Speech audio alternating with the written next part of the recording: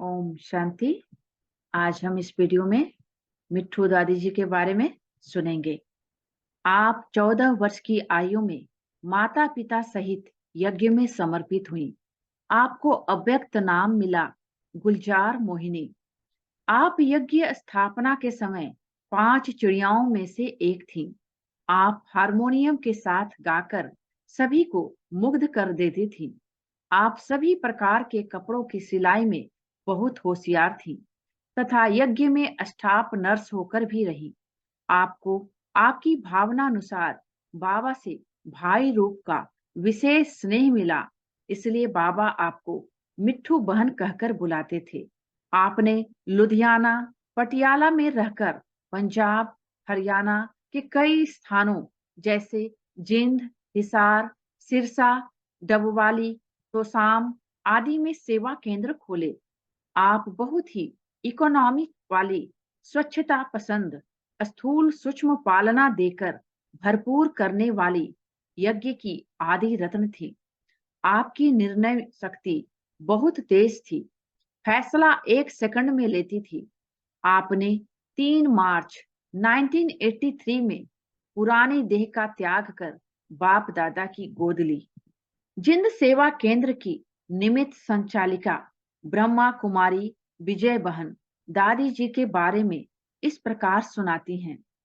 सन 1963 से 1975 तक दादी मिट्ठू के अंग संग रहने का तथा सन 1975 से सन 1983 तक उनके कनेक्शन में सेवारत रहते हुए उनकी पालना लेने का मुझे सौभाग्य मिला।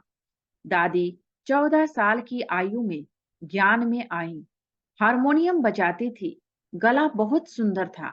लौकिक जीवन में भी हारमोनियम बजाकर गुरुद्वारे में जब गाती थी तो सबकी आंखों में पानी आ जाता था।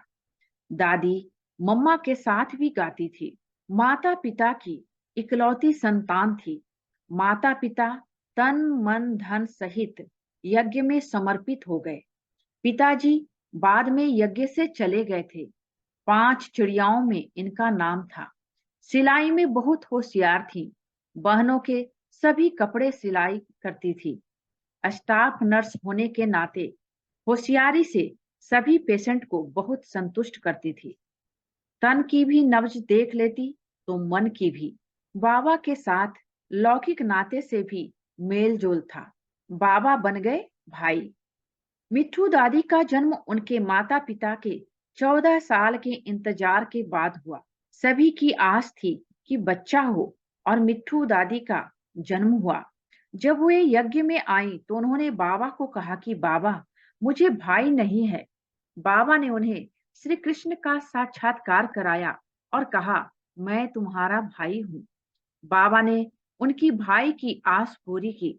इसके बाद बाबा ने सदा ही उन्हें मिट्ठू बहन कहकर संबोधित किया। बाबा की रमणीक बात।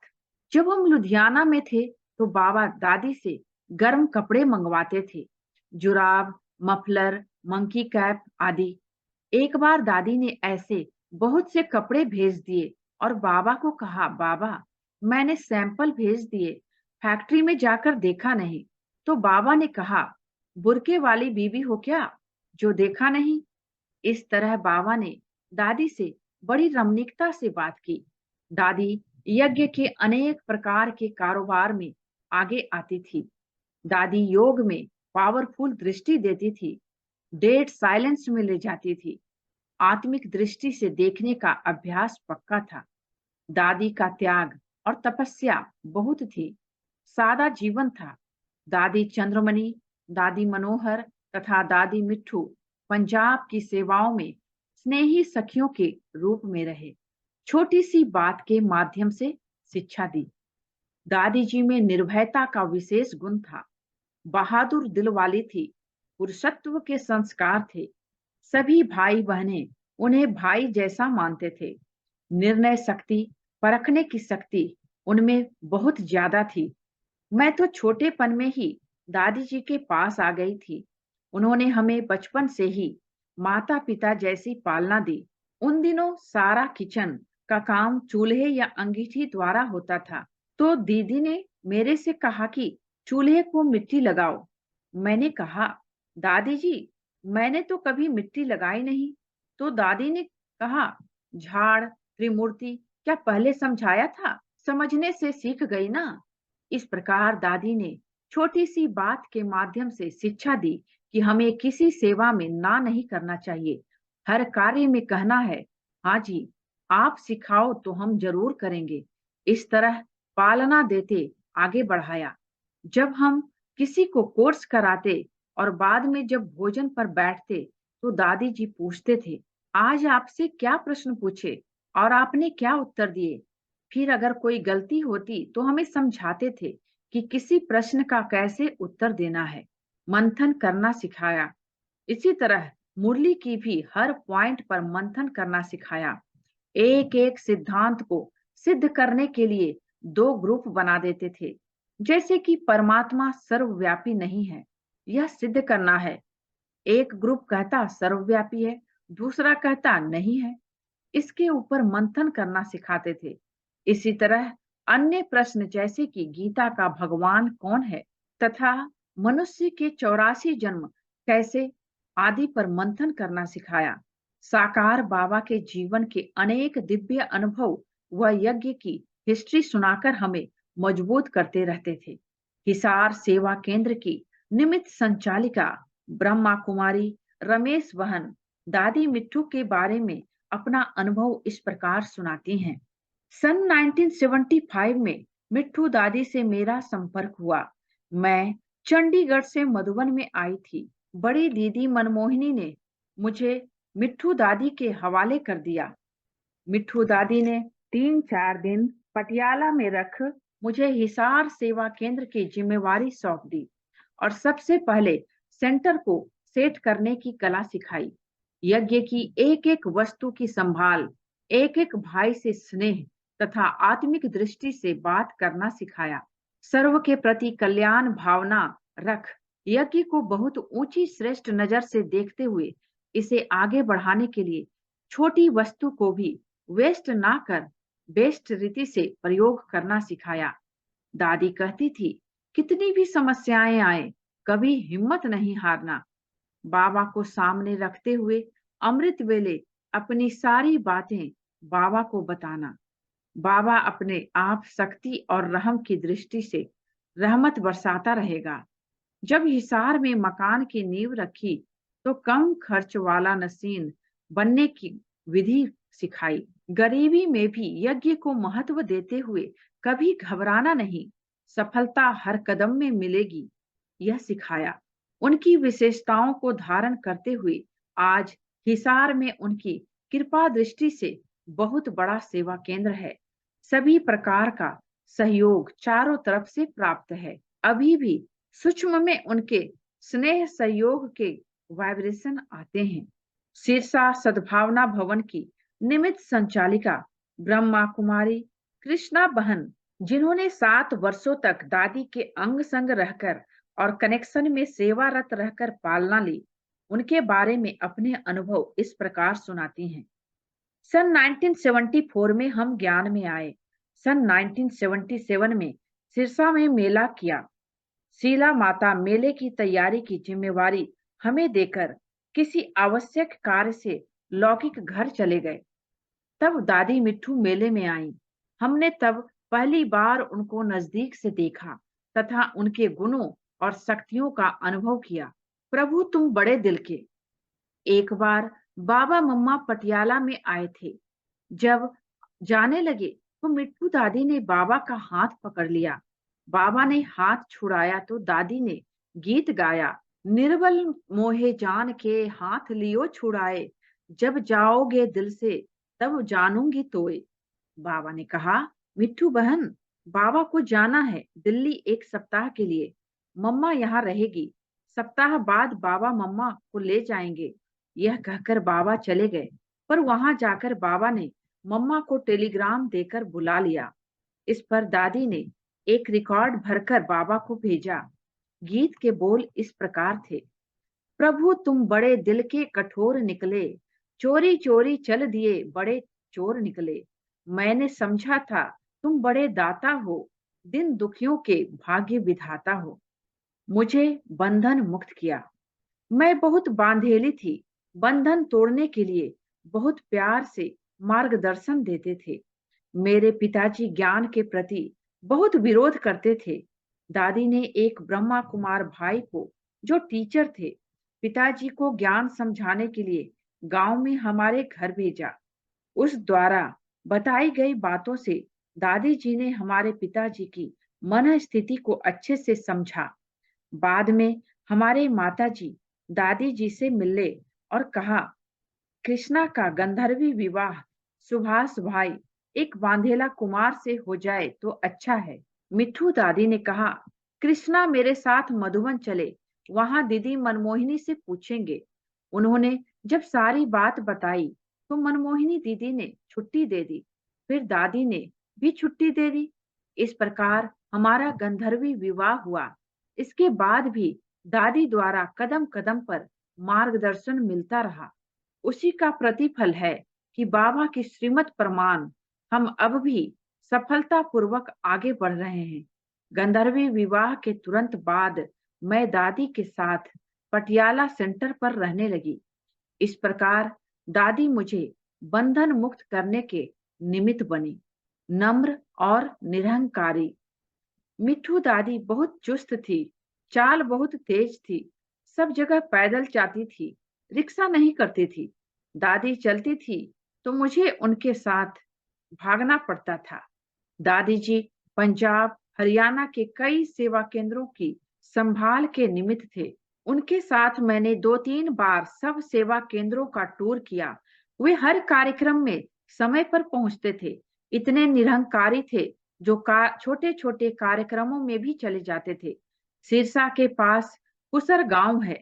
उन दिनों बस सुविधा बहुत कम थी। दादी उस गांव में बैलगाड़ी में बैठकर चले गए। वे बहुत ही नम्र और निरहंकारी थे। दादी ने मेरे को भाषण करना सिखाया। दादी के लिए प्रसिद्ध था कि जो उनके साथ रह जाए वो सब जगह रह सकता है। बीमारी के दौरान दादी मधुबन में 3 मास रहे। उन दिनों बाबा हफ्ते में 1 बार आते थे। मैं दादी की सेवा में थी। उनकी ओर से बाबा के सामने जाती थी। बड़ी दीदी मुझे बाबा से मिलवाती थी। बाबा बाबा मिट्ठू दादी के लिए स्पेशल टोली अनार देते थे। कहते थे, बच्ची को खिला देना। बड़ी दीदी रोज उनके कमरे में उनसे मिलने, उनका हाल चाल पूछने आती थी। बाबा ने कहा, ड्रामा। शरीर छोड़ने से 7 दिन पहले दादी को मधुबन से पटियाला ले गए और वहां हॉस्पिटल में भर्ती कर दिया गया। मैं राजेंद्रा हॉस्पिटल में दादी के साथ रहती थी। दादी के शरीर छोड़ने के 2 घंटे पहले डॉक्टरों ने जवाब दे दिया था और कहा था, इन्हें चंडीगढ़ ले जाइए। उन दिनों मेरा ध्यान का पाठ था। मुझे दादी ने ध्यान में जाकर बाबा से पूछने के लिए कहा। वतन में मैंने एक दृश्य देखा।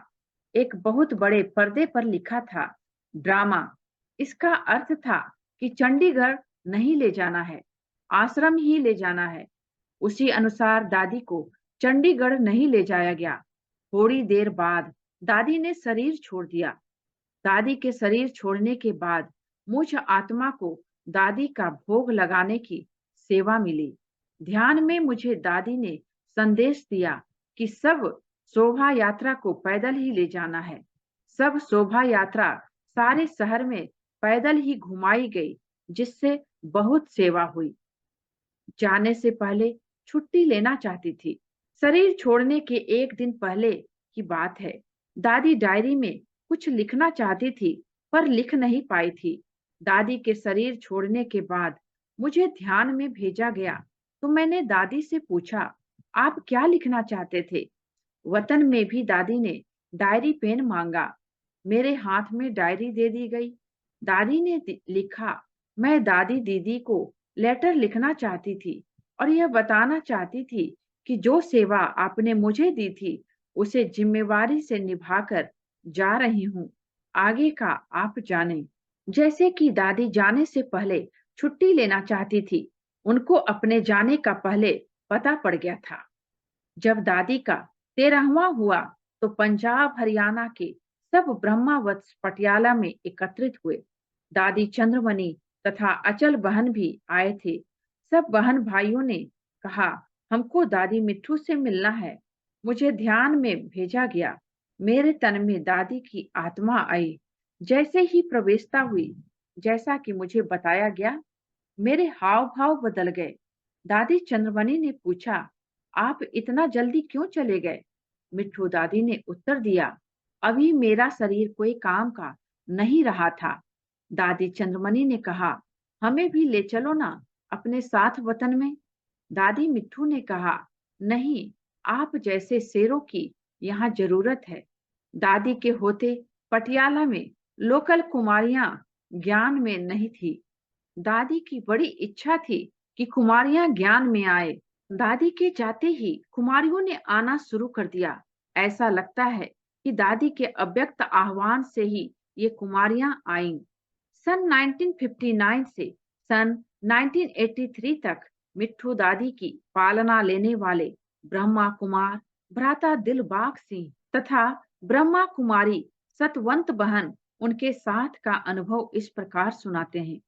हमें ईश्वरीय ज्ञान की प्राप्ति पटियाला पंजाब में सन 1959 में मिट्ठू बहन के द्वारा हुई। यज्ञ के आदि रत्नों को श्री बाबा ने नए नाम दिए थे। मिट्ठू बहन को बाबा ने नाम दिया गुलजार मोहिनी। ज्ञान मिलने के 6 मास बाद ही हमें प्यारे बाप दादा से साकार में मधुवन में जाकर मिलाने वाला पंडा आदरणीय मिट्ठू बहन ही बने।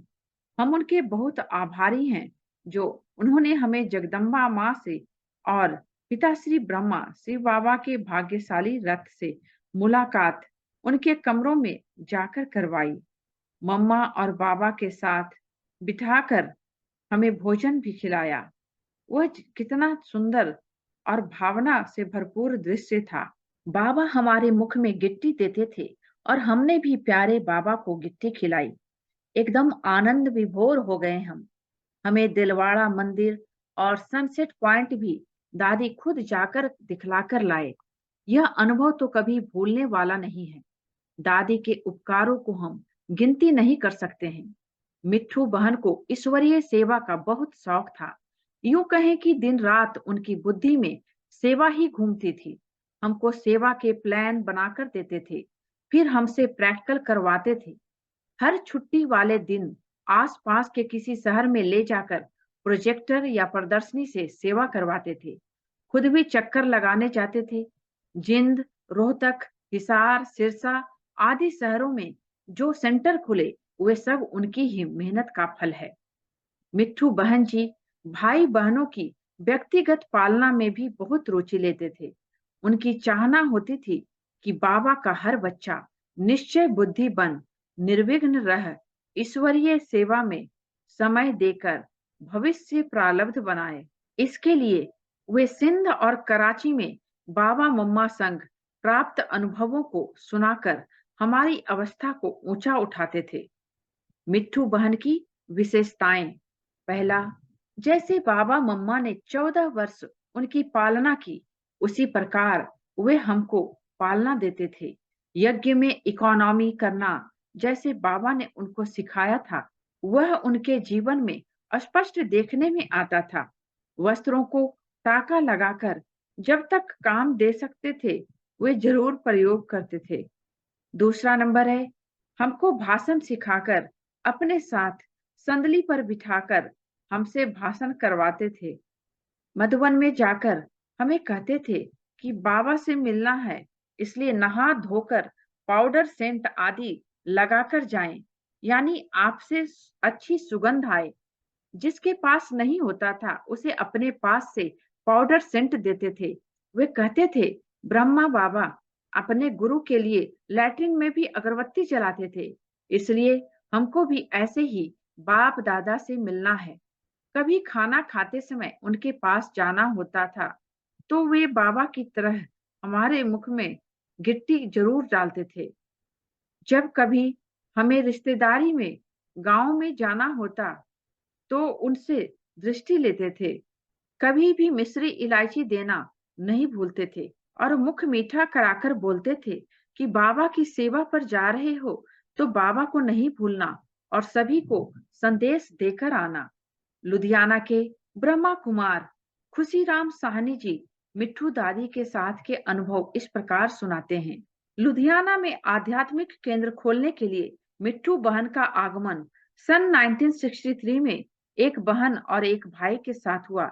लुधियाना में 10 साल आध्यात्मिक सेवाएं देकर वे पटियाला का सेंटर संभालने के लिए चली गईं। उनके अंदर ज्ञान योग की धारणा पुरानी ब्रह्मा कुमारी बहनों की तरह बहुत दृढ़ तो थी ही, उनकी अन्य भी बहुत सी विशेषताएं इस प्रकार थी। पहला, जो कोई भी उनके संपर्क में आता उसके ऊपर अपने रूहानी स्नेह की छाप ऐसी लगाती कि उसको अपना सहयोगी बना लेती थी।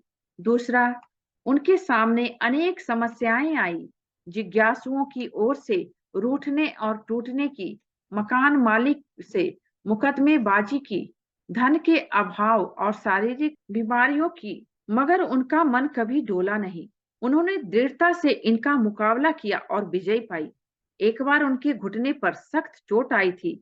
वे कई दिनों तक चारपाई पर रही, मगर फिर भी जैसे तैसे करके क्लास में आती और थोड़ा समय योग कराती थी।